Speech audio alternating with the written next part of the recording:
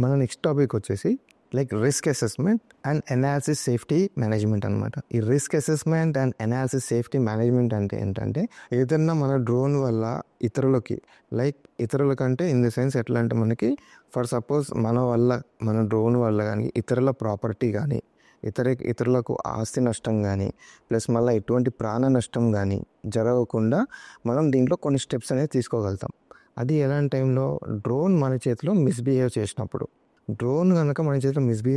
మనం ఎలాంటి స్టెప్స్ అనేది డ్రోన్ స్టెప్స్ యూస్ చేసి మనం డ్రోన్ ఎలా కంట్రోల్ చేసుకోవాలి అనేది ఈ టాపిక్ అనమాట. Drone emergency and handling.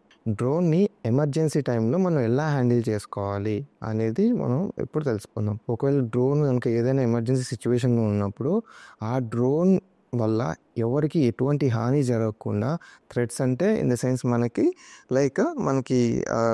ఆస్తి నష్టం కానీ ప్రజలకి ప్రాణ నష్టం కానీ జరగకుండా, ప్లస్ మళ్ళీ ఎయిర్ క్రాఫ్ట్స్ మనకు ఏరోప్లేన్స్ ఉంటాయి కదా, దాని ఫ్లైట్ పాత్లోకి వెళ్ళకుండా అనేది మనం దాన్ని ఎలా అసిస్ట్ చేయాలి, అక్కడ అలా వెళ్ళకుండా మనం డ్రోన్ని ఎలా కంట్రోల్ చేయాలి, దాన్ని ఎలా అసిస్ట్ చేయాలి అనేసి మనం ఫర్దర్ నెక్స్ట్ స్టెప్స్ తెలుసుకుందాం. మన చేతుల్లోంచి డ్రోన్ అనేది ఎలాంటి సిచ్యువేషన్లో మిస్బిహేవ్ చేస్తుందో మనం ఇప్పుడు తెలుసుకుందాం. ఓకేనా? ఫస్ట్ వచ్చేసి అన్కంట్రోల్డ్ డ్రోన్ ఫ్లైట్. మన ఆర్సీ నుంచి కనెక్షన్ కనుక లూజ్ అయినట్లు అవుతే సో ఆర్సీ అనేది మిస్బిహేవ్ చేస్తుంది. సెకండ్ వచ్చేసి డ్రోన్ క్రాషెస్. ఇతర బిల్డింగ్స్ క్రాష్ అవ్వడం కానీ, ఆ చెట్లకు క్రాష్ అవ్వడం కానీ అలా వస్తాయన్నమాట. నెక్స్ట్ వచ్చేసి వెదర్ కండిషన్స్ బాగాలేకపోయినా కూడా మనకు డ్రోన్ క్రాష్ అయ్యే ఛాన్సెస్ మోస్ట్లీ ఉంటాయి. తర్వాత అన్ఆథరైజ్డ్ డ్రోన్ యూసేజ్ అనమాట. అంటే మనకు అనుమతి లేకుండా ఫ్లై చేసే డ్రోన్స్ అనమాట. అవి కూడా ఫ్లై చేయకూడదు కూడా యాక్చువల్గా. మనం డ్రోన్ ఇంటర్ఫీరెన్స్ అంటే ఇతర సిగ్నల్స్ వల్ల డ్రోన్ యొక్క సిగ్నల్స్ బ్రేక్ అయిపోవడం కానీ, సిగ్నల్స్ అనేది సరిగా అందకపోవడం కానీ, ఆర్సీ టు దానికి సిగ్నల్స్ సరిగా అందకపోవడం కానీ, సో మనకి ఇలాంటి సిచ్యువేషన్స్ దీంట్లో ఉంటాయన్నమాట. ఒకవేళ కనుక డ్రోన్ మీ చేతిలో మిస్బిహేవ్ చేసింది అనుకోండి, దాన్ని డ్రోన్ ఎమర్జెన్సీ అని పిలుస్తాం అనమాట. ఆ డ్రోన్ ఎమర్జెన్సీ ఆ సిచ్యువేషన్లో మీరు వెంటనే ఇమ్మీడియట్ యాక్షన్ అనేది తీసుకోవాల్సి ఉంటుంది. ఒకవేళ మీరు కనుక ఇమ్మీడియట్ యాక్షన్ తీసుకోకపోతే దానివల్ల మీకు ప్రాణ నష్టం జరిగే ఛాన్సెస్ ఉంటాయి. మనకి క్రౌడెడ్ ఏరియాస్లో చూసుకుంటే మనుషులు ఉంటారు. సో ఆ మనుషులకి వెళ్ళి తగలడం కానీ అలా మనకు దాన్ని ప్రాణ నష్టం కిందకే చూస్తాం. ప్లస్ మళ్ళీ ఆస్తి నష్టం ప్లస్ మళ్ళీ ఎయిర్ క్రాఫ్ట్ దాని పాత్రలోకి వెళ్ళడం కానీ అలాంటి ఇష్యూస్ మోస్ట్లీ ఉంటాయి. సో వాటిని మనం తగ్గించుకునేలాగా మనం డ్రోన్ అనేది వెంటనే మనం ఇమ్మీడియట్గా మన చేతిలోకి తీసుకోవాల్సి ఉంటుంది. కానీ దాన్ని మనం ఎలా హ్యాండిల్ చేయాలి, అలాంటి సిచ్యువేషన్లో మనం డ్రోన్ ఎలా హ్యాండిల్ చేయాలి అనేది ఇప్పుడు మనం స్టెప్ బై స్టెప్ తెలుసుకుందాం. ఫస్ట్ మనం ఇక్కడ సేఫ్టీ ఫస్ట్ అనేది మనం తెలుసుకుందాం.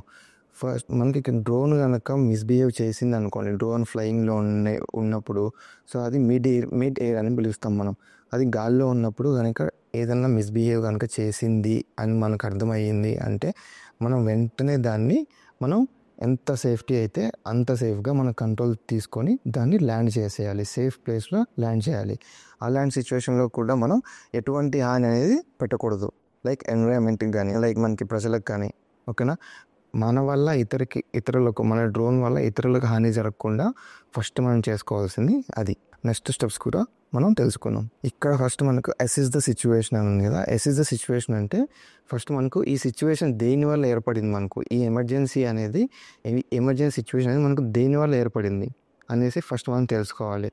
దానికి ఎగ్జాంపుల్స్ మనం ఫస్ట్ ఆఫ్ ఆల్ మనకి టెక్నికల్ ఇష్యూస్ కానీ, లేదా లాస్ ఆఫ్ కమ్యూనికేషన్ కానీ, లేకపోతే కంట్రోలర్ ఇష్యూ కానీ, లేదా వెదర్ కండిషన్ కానీ మనం తెలుసుకొని దాని ప్రకారంగా మనం ఎటువంటి స్టెప్స్ అనేది ఫాలో అవ్వాలో అవి మాత్రం మనం ఫాలో అవ్వాల్సి ఉంటుంది. సెక్యూర్ ద డ్రోన్ అంటే ఒకవేళ డ్రోన్ కనుక ఏదైనా పబ్లిక్ ప్లేసెస్లో ఉండి డ్రోన్ కనుక మిస్బిహేవ్ చేయడం కానీ, లేకపోతే కనెక్షన్ లాస్ అవ్వడం కానీ, అలాంటి సిచ్యువేషన్స్లో మీరు వెంటనే డ్రోన్ని మీ చేతిలోకి తీసుకొని ఇన్ ద సెన్స్ చేతిలోకి తీసుకోవడం అంటే మీ కంట్రోల్లోకి తీసుకొని దాన్ని వెంటనే ఎంత వీలైతే అంత తొందరగా మనం దాన్ని ప్రజలకి ఆస్తి నష్టం జరగకుండా పబ్లిక్ ప్లేస్లలో దాన్ని ఎటువంటి డ్యామేజ్ కానీ ఎటువంటి ఇంజురీస్ కానీ జరగకుండా మనం దాన్ని సేఫ్గా ల్యాండ్ చేసుకోవాలి. రిపోర్ట్ ద ఇన్సిడెంట్ అంటే ఏంటంటే, ఇప్పుడు మన డ్రోన్ ఫ్లై అవుతున్నప్పుడు మనం పక్కా పర్మిషన్ తీసుకొని ఉంటాం కదా.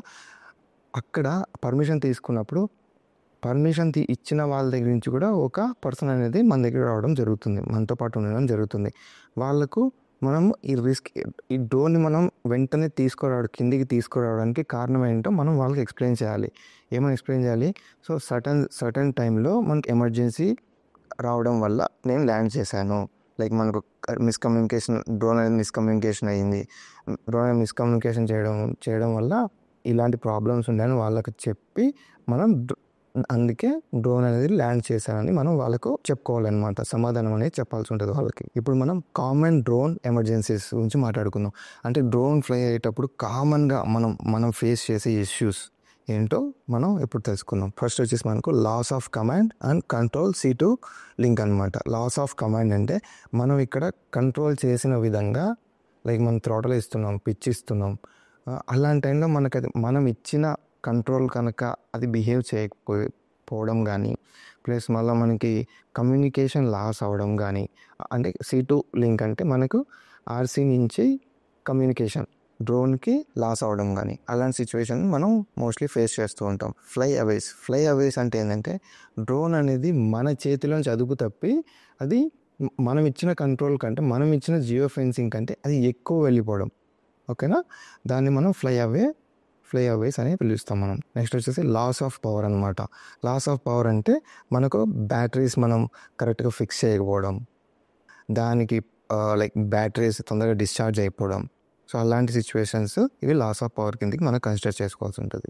మనం ఇంకా కొన్ని అదర్ ఎమర్జెన్సీస్ గురించి మనం తెలుసుకుందాం. ఓకేనా, ఫస్ట్ వచ్చేసి ఎయిర్ స్పేస్ ఇంక్లూజన్ అంటే మనకు డ్రోన్ ఫ్లయింగ్ ఎక్కడైతే అనుమతి ఉండదో అలాంటి ఏరియాస్లోకి మన డ్రోన్ వెళ్ళడం. ఓకేనా, సో అది అనమాట. కంట్రోల్ సర్ఫేస్ ఫెయిల్యూర్స్ అంటే ప్రొపెల్లర్స్, మనకు డ్రోన్కి మోటార్స్కి ప్రొపెల్లర్స్ ఉంటాయి కదా, సో ఆ ప్రొపెల్లర్స్ సరిగ్గా పని చేయకపోవడం అనమాట. ఓకేనా, సో వాటిని మనం కన్సిడర్ అదే కంట్రోల్ సర్ఫేస్ ఫెయిల్యూర్స్ అని పిలుస్తాం మనం వాటిని. కొలిజన్ విత్ ఆబ్జెక్ట్స్ అంటే ఇతర ఆబ్జెక్ట్ మనకి చెట్లు ఉంటాయి, ఆబ్జెక్ట్స్ మనం ఏదైనా తీసుకోవచ్చు. ఆబ్జెక్ట్స్ అంటే మనిషి అయినా అయ్యుండొచ్చు, చిన్న టేబుల్ అయినా అయ్యుండొచ్చు, చిన్న రాయి అయినా అయ్యుండొచ్చు. Everything that will called as a obstacle. డ్రోన్కి ఏదైతే అబ్స్ట్రాకిల్ కింద వస్తుందో వాటన్నిటి మనం ఆబ్జెక్ట్స్ అనే పిలుస్తాం. ఓకేనా, దానికి పోయి మనకి ఏదన్నా గోడ కొట్టుకోవడం, గోడకి డాష్ ఇవ్వడం, సో అలాంటి మోస్ట్లీ మనం జరిగే ఛాన్సెస్ ఉంటాయి. అడ్వర్స్ వెదర్ కండిషన్ అనమాట. అడ్వర్స్ వెదర్ కండిషన్ అంటే చెడు వాతావరణం. అంటే మనకు మబ్బుగా ఉండడం కానీ, వర్షం పడడం కానీ, అలాంటి సిచ్యువేషన్స్ వీటిని మనకు మోస్ట్లీ డ్రోన్ అనేది మిస్బిహేవ్ చేసే ఛాన్సెస్ ఉంటాయి. ప్లస్ మళ్ళీ కమ్యూనికేషన్స్ లాస్ అవ్వడం అలాంటివి జరుగుతూ ఉంటాయి ఈ సిచ్యువేషన్లో. ఇప్పుడు loss of command and C2. ఇప్పుడు మనం first loss of command and control C2 లింక్లో ఏవి వస్తాయి ఈ లింక్లో మనం తెలుసుకుందాం. RC కనెక్షన్ అంటే RC నుంచి కనెక్షన్ లాస్ అయిపోవడం, అంటే గ్రౌండ్ కంట్రోల్ స్టేషన్ కానీ RC కానీ అక్కడి నుంచి మనకు పవర్ అనేది కనెక్ట్ అవ్వకపోవడం. GCS లాస్ అంటే గ్రౌండ్ కంట్రోల్ స్టేషన్ లాస్. మనం ఇంతవరకు మాట్లాడుకున్నట్లు గ్రౌండ్ కంట్రోల్ స్టేషన్ లాస్ అయ్యే ఛాన్స్ కూడా ఉంటుంది. Next UA goes out of range అంటే అన్మాన్డ్ ఏరియల్ వెహికల్ మనం ఇచ్చిన రేంజ్ కంటే దాని బియాండ్ రేంజ్ వెళ్ళిపోవడం అనమాట. మనం ఇచ్చిన రేంజ్ కన్నా ఎక్కువ రేంజ్ వెళ్ళిపోవడం. ఓకేనా, అలాంటి సిచ్యువేషన్లో కూడా మనకు ఉంటాయి. పవర్ లాస్ అంటే మనకు బ్యాటరీస్ లూజ్గా పెట్టడం వల్ల, మనకి బ్యాటరీస్ సరిగ్గా ఛార్జ్ చేయకుండా ఉండడం వల్ల ఇది ఫేస్ అయ్యే ఛాన్సెస్ మనకు ఉంటాయి మోస్ట్లీ. ఆ సిచ్యువేషన్లో మనము పైలట్ నుంచి రెస్పాన్స్ అనేది ఎలా ఉండాలో మనం ఇప్పుడు తెలుసుకుందాం.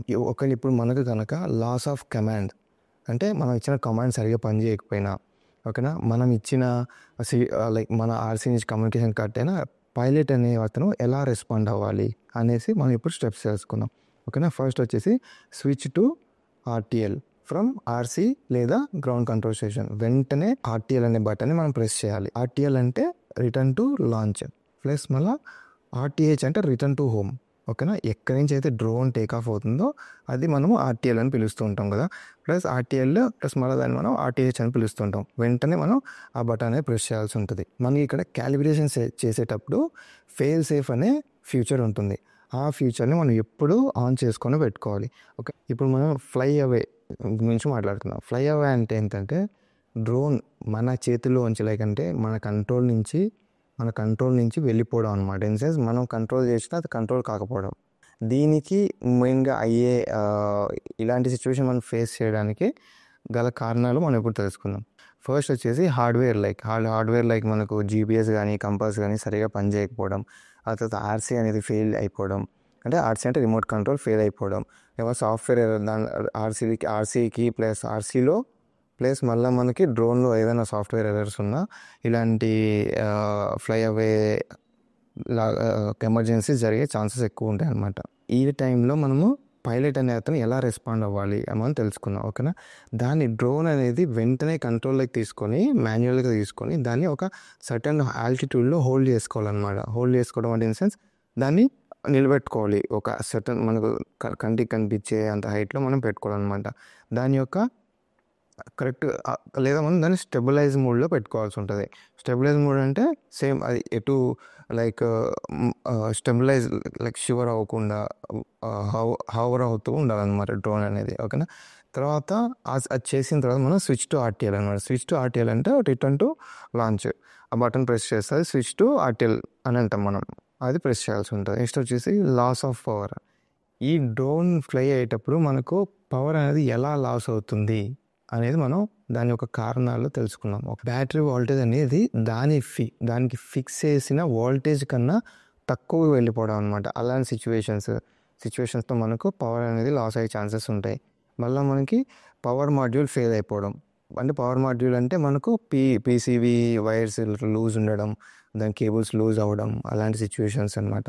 తర్వాత షార్ట్ సర్క్యూట్స్ అనమాట, అవి కూడా మనకి ఇక్కడ మేజర్ రోల్స్ అనేది ప్లే చేస్తూ ఉంటాయి ఈ సిచ్యువేషన్లో. సో దీని నుంచి పైలట్ ఎలా రెస్పాండ్ అవ్వాలి ఈ సిచ్యువేషన్లో అనేది మనం ఇప్పుడు తెలుసుకుందాం. ఆర్సీలో ఏదైనా ఎమర్జెన్సీ రికవరీ సిస్టమ్ ఉంటే దాన్ని వెంటనే యాక్టివేట్ చేయాల్సి ఉంటుంది. ఆ తర్వాత ఈ యాక్సిడెంట్కి గల కారణం, ఈ ఇన్సిడెంట్ కనుక ఈ యాక్సిడెంట్ దానివల్ల ఈ ప్రాబ్లం ఏంటి అనేది మనం డిజిటల్ స్కై ప్లాట్ఫామ్కి వెళ్ళి మనం అక్కడ దాంట్లో వాళ్ళకు రిపోర్ట్ చేయాల్సి ఉంటుంది. అది వాళ్ళు డీజీసీఏ వాళ్ళకు ఇది వెళ్తుందన్నమాట. ఇప్పుడు అదర్ ఎమర్జెన్సీస్, డ్రోన్ వల్ల రియల్ వరల్డ్లో జరిగిన కొన్ని ఇన్సిడెంట్స్ గురించి మనం ఇప్పుడు తెలుసుకుందాం. ఫస్ట్ వచ్చేసి ఎయిర్ స్పేస్ ఇంక్లూజన్ అంటే ఇప్పుడు ఒక ఎయిర్ స్పేస్ ఉంటుంది అనుకోండి, ఆ ఎయిర్ స్పేస్లోకి డ్రోన్ ఎంటర్ అవ్వడం, అంటే ఎయిర్ క్రాఫ్ట్స్ తిరిగే ఏరియాలోకి డ్రోన్ ఎంటర్ అవ్వడం, అదంటే ఇప్పుడు మనం తెలుసుకుందాం. ఇది రియల్గా జరిగిందనమాట. 2019లో లండన్లో హీత్రో అనే ఎయిర్పోర్ట్ దగ్గర జరిగిన ఇన్సిడెంట్ అనమాట. వీళ్ళు ఎయిర్ క్రాఫ్ట్ ఫ్లై అయ్యే టైంలో అక్కడ అకస్మాత్తుగా డ్రోన్ అనేది ఏటీసీ వాళ్ళకు కనిపించడం జరిగింది. అప్పుడు వీళ్ళు ఏం చేశారంటే వెంటనే అక్కడున్న ఎయిర్ క్రాఫ్ట్స్ని అంటే ఏరోప్లేన్స్ని తాత్కాలికంగా కొన్ని ఆపేశారు.